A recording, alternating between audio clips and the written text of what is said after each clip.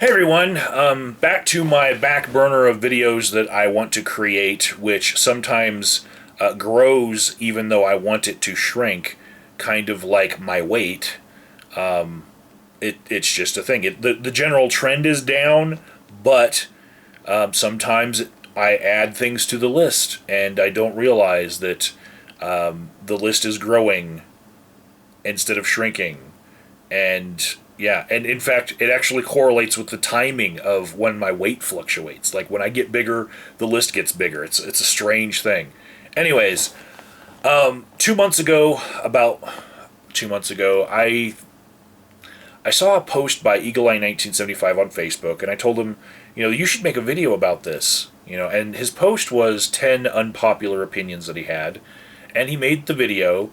And it was basically him reading the same list that he had posted to Facebook. And I saw a couple of other people make videos like this. But also, in my memory, way back when, there was Generation Zero Films, Zero with an X. He had made a series of videos about unpopular opinions that this reminded me of. In that his videos were being put out to his audience, and although they might have been unpopular to the world at large, when you amass an audience, when you get some subscribers, they generally have similar thoughts as you, and they weren't really unpopular. He was getting up thumbs instead of down thumbs. And so when I say that I'm making these unpopular opinions be known, I realize that I could get more up thumbs than down thumbs because I'm preaching to the choir, basically. Maybe you would like to down thumb this, or you might clip one of these out and make an entire response video about it. I would hope that would be the kind of thing that happens with this sort of a tag. But here goes. Here's my 10 unpopular opinions that I'm going to put out there.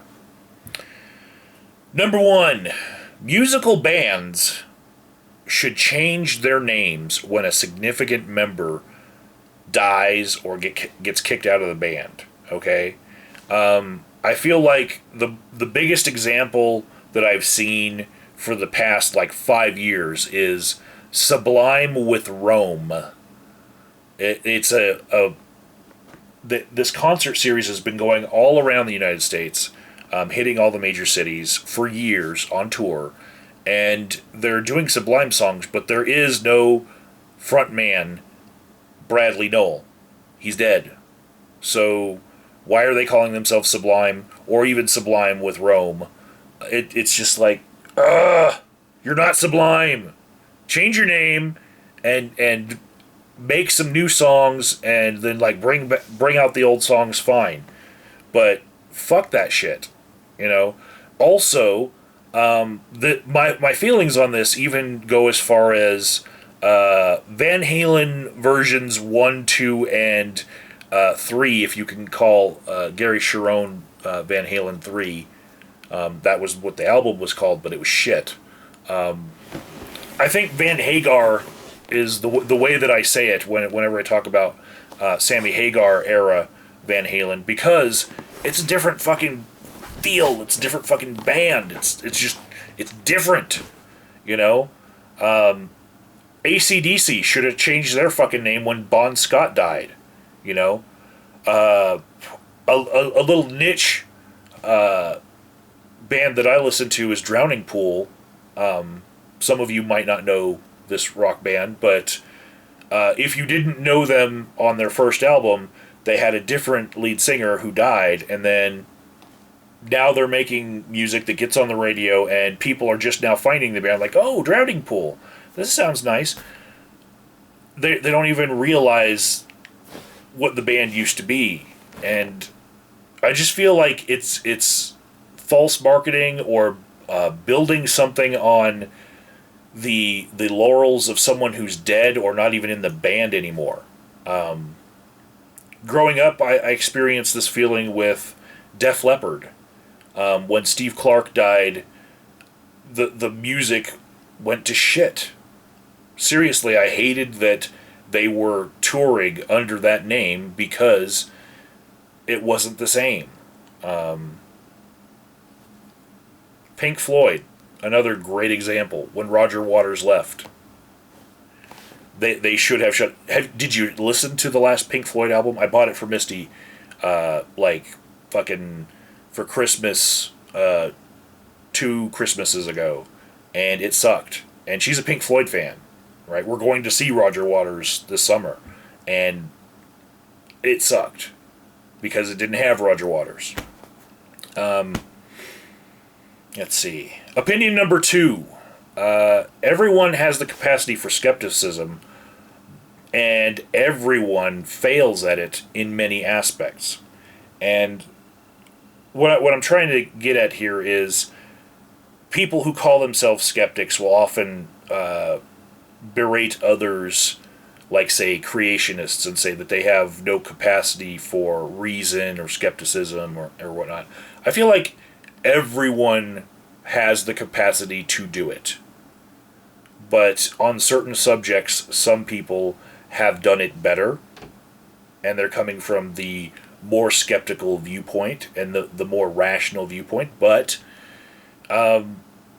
it's something that gets used to bash other people over the head with. And I feel like it's completely ignorant of the way that people will compartmentalize certain parts of their lives. Some of the best scientists in the world happen to be members of not so scientific religions, and on Sunday they go to their church, or on Saturday they go to their synagogue. They might go to their mosque on the weekend, but then Monday through Friday they go to work, they fucking clock in, and they put all that shit aside. They don't even think about magic at all, and they do their fucking jobs, and they do their research, and then we get fucking really great fucking medicine. We get slimmer cell phones with faster data. We get all this great shit because people were able to compartmentalize and only work on certain topics. And when they're on those topics, they're using science, they're using reason, they're using skepticism. And then they take a fucking break, on the weekend, they crack open a beer and they go to their church.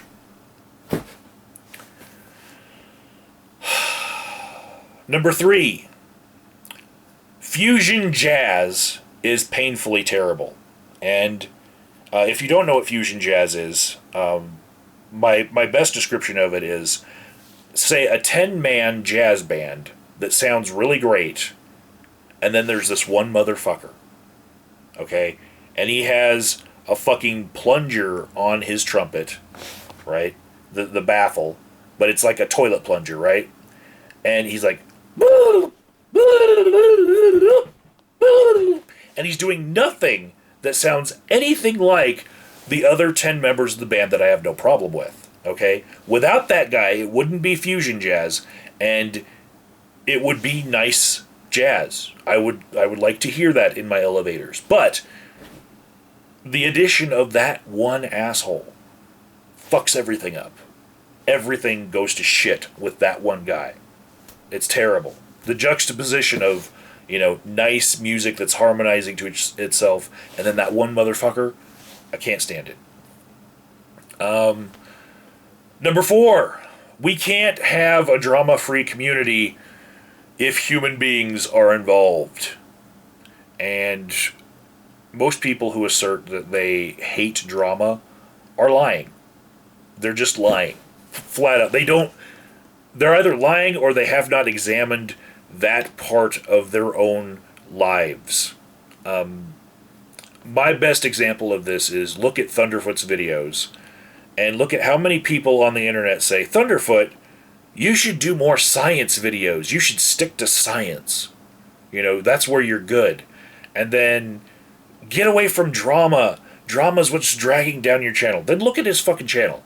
Look at the videos that have the most drama in them, and then look at the science videos. People showed up to watch the drama. No one showed up to watch the science, even though there's a fucking large number of people out there who have said Thunderfoot should stick to science. They don't watch it, if you're going to tell somebody what they should stick to, you should show up to fucking watch it. Number 5, you have the relationship that you want to have with others. And that is actually a paraphrasing of a saying by Oprah, who isn't always wrong. So yeah, this is kind of like blaming the victim sometimes when you take it to its extreme. But yeah, there's always something you could have done to have a different relationship with another person that is in your life. And you have the relationship that you wanted to have based on, what you did to get to that point. You had choices, and now you're here. Look back at those choices and realize that you got here a certain way. And it will change your life to realize that you have responsibility in the relationship that you have with other people.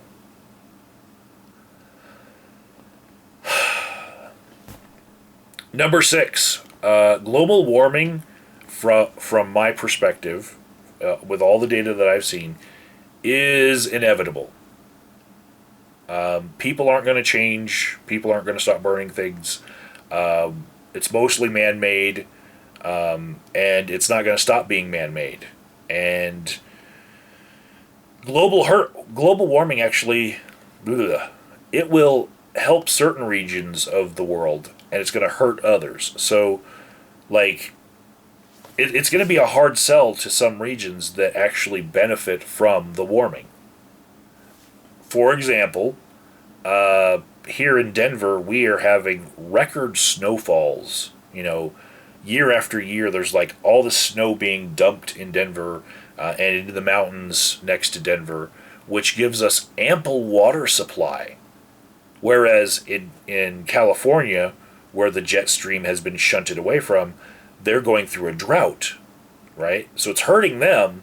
It's helping us. I mean, our population can continue to grow. We can just tap more of that water that's coming off of the snowfall off of the mountains and use it to grow all the fucking pot that we want. It hurts them, helps us. So it's going to be a hard sell in many places to say, well, you're hurting the world as a whole.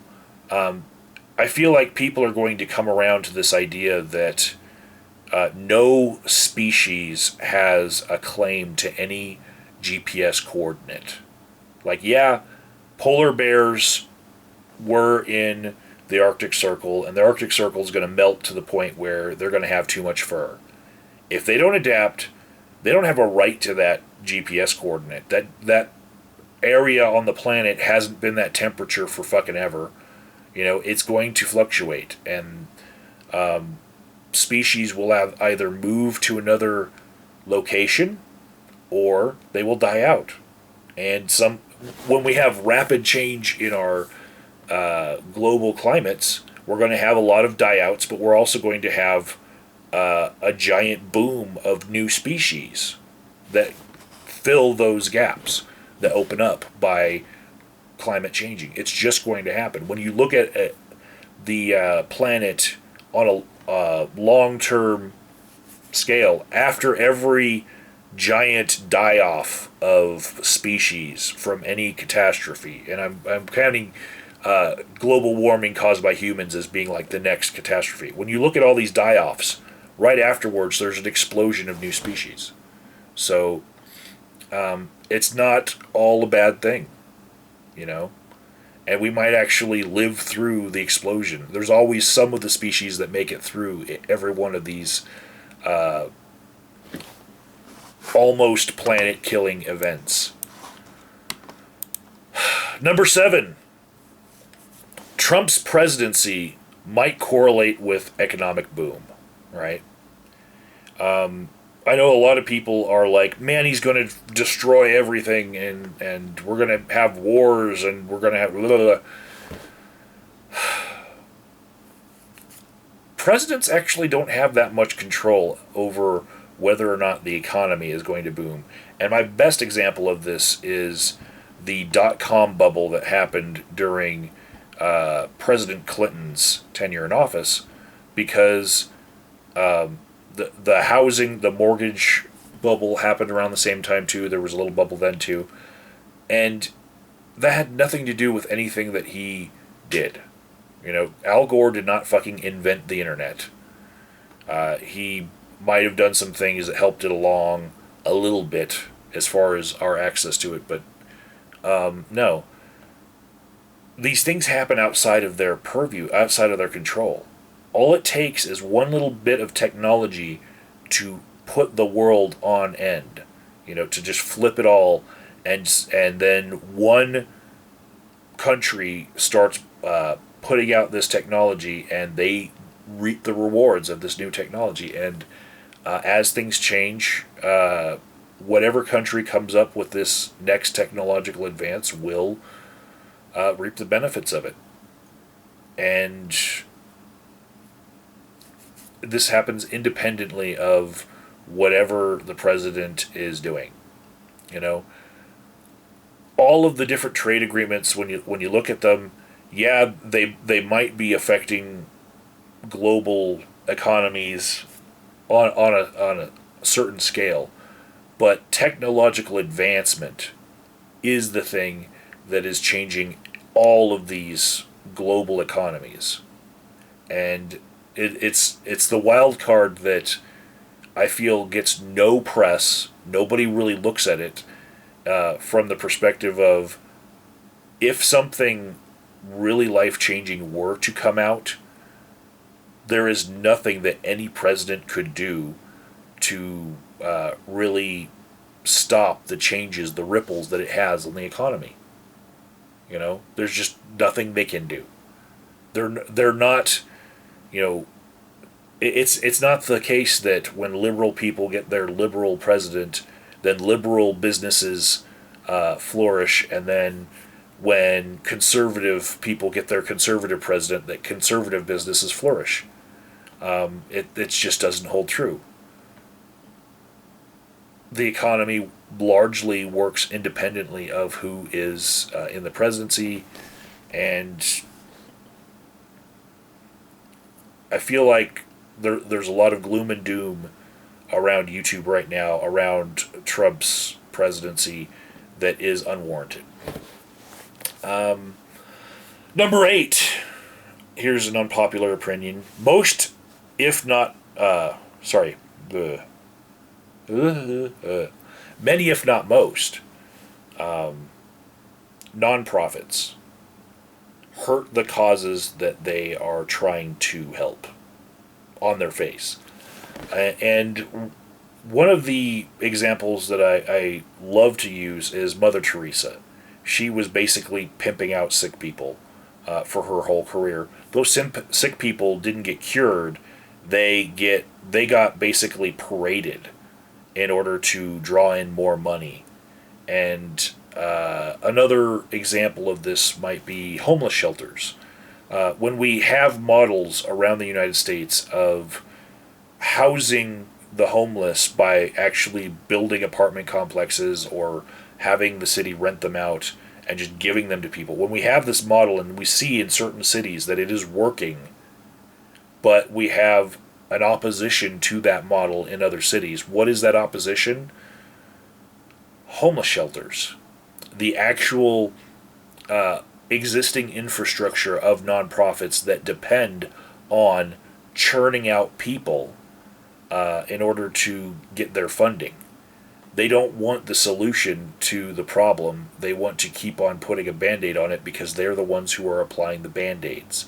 It's like they're a Band-Aid union, and we're trying to actually heal this wound. Another example might be when social justice warriors are wanting their own president, like, say, Bernie Sanders, right? But under a more corrupt, business-aligned president like Donald Trump or even Hillary Clinton, business might boom more because they're not attacking businesses simply for being corporations or They're not looking to restrict how much money businesses can make. So there can actually be a boom of jobs that would be a lot better for people than having the social issues that social justice warriors want come to fruition. Boiled down to a very simple statement there, I would say it wouldn't help gay people to be able to marry in West Virginia if they can't get a job to be able to pay for the marriage. And people might be better off being able to put food on the table than have every different social justice cause being won. Number 9. The dream of getting rich on YouTube wastes more human effort than Powerball.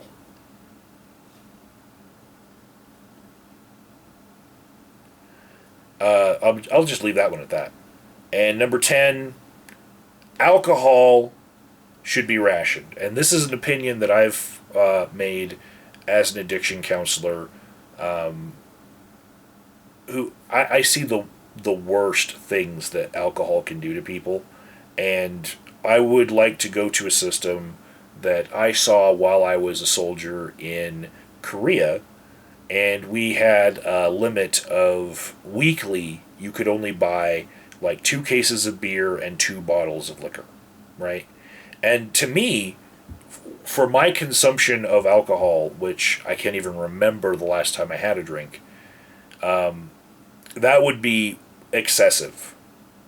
But for the cases that I would like to fix, that much of a restriction would do it. Because in order to drink more than that, you would have to find somebody else with their ration that was willing to buy it for you. And basically you would be in this kind of social contract of, like, yeah, I'll let you have my 2 more bottles of liquor this week, but, don't screw up, or I'm not going to get you those bottles next week,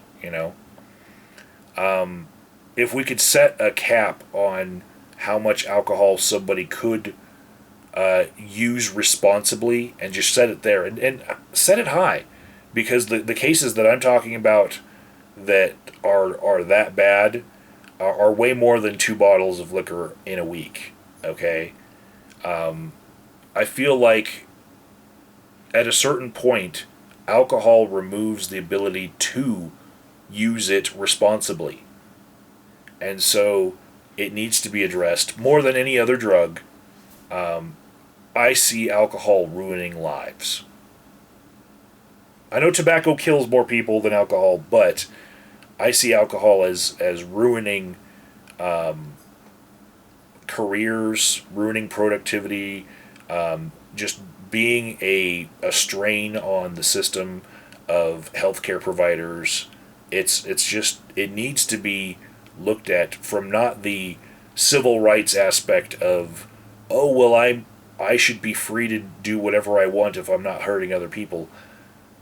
Alcohol can take away your ability to control whether you're hurting other people, whether you are taxing everybody else's resources, whether you can even make a rational decision.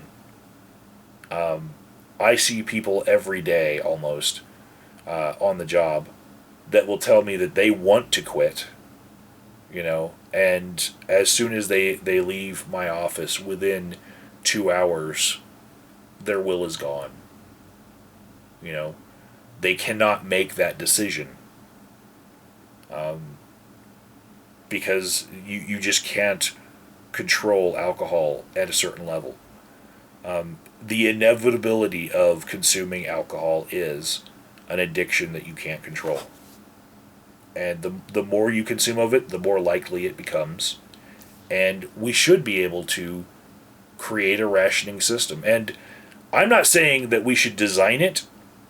I'm saying when the time comes that automation in our lives gets to the point where you can just walk into that Amazon store, pick up things off the shelf, and it charges your account without you even having to go through a cashier, when we get to that point where everything is automated and we're all tracked and computers know exactly where every human being on the planet is at every fucking second, when we get to that point and we have this decision of whether or not to push that button and restrict the consumption of alcohol to a reasonably high amount of, the number of drinks that you can responsibly have, I want to push that button. I have gotten so sick of seeing what I see on a daily basis that I am willing to give up that little civil liberty of being able to drink as much as you want whenever you want. Yeah. Those are my 10 things. If this was inspiring to you in any way, you can make your own list or respond to anything that I said. You might get a response back from me too, because I'd love to talk about any of these issues.